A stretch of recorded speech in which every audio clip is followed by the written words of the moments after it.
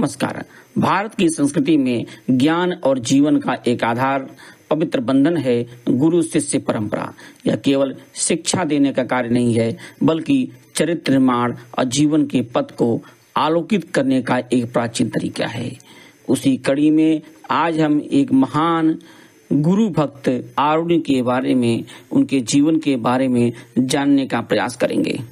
प्राचीन काल में गुरु धौम्य का आश्रम शिक्षा और ज्ञान का केंद्र था। यहाँ आरुणि नाम का एक परम शिष्य रहता था, जिसकी सबसे बड़ी पूंजी उसकी लगन और गुरु के प्रति अटूट श्रद्धा थी।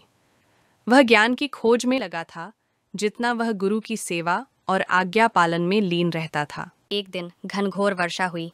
आश्रम के पास स्थित खेत की फसल पूरी तरह से तैयार थी, लेकिन गुरु धौम्य को चिंता थी कि खेत की मुख्य मेड़ वर्षा के दबाव में टूट जाएगी, जिससे सारा पानी खेत में भर जाएगा और फसल नष्ट हो जाएगी।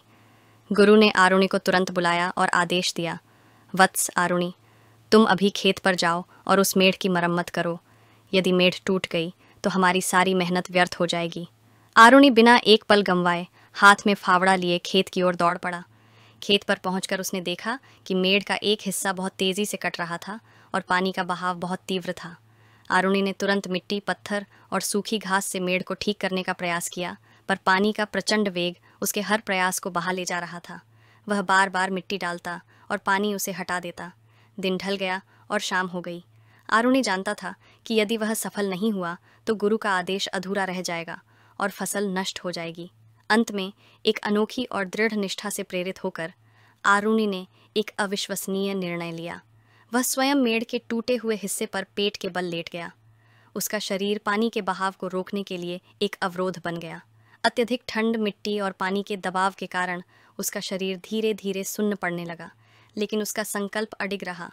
वह वहीं पड़ा रहा, गुरु की आज्ञा का पालन करते हुए, चाहे इसके लिए उसे अपने प्राणों की बाजी ही क्यों न लगानी पड़े। इधर आश्रम में गुरु धौम्य चिंतित हुए। सांझ ढलने के बाद भी आरुणि नहीं लौटा। गुरु ने कुछ अन्य शिष्यों को लेकर खेत की ओर प्रस्थान किया। अंधेरी रात में गुरु ने जोर से आवाज लगाई, ओ आरुणि, मेरे वत्स, तुम कहाँ हो? कमजोर, भीगी हुई और धीमी आवाज में उत्तर आया, गुरुदेव, मैं यहाँ हूँ। गुरु धौम्य ने आवाज की दिशा में जाकर देखा तो उनका हृदय करुणा और गर्व से भर उठा।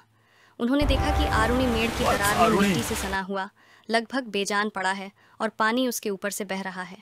गुरु ने स्नेहपूर्वक आरुणि को खींचकर बाहर निकाला। गुरु धौम्य की आंखों में अश्रु थे।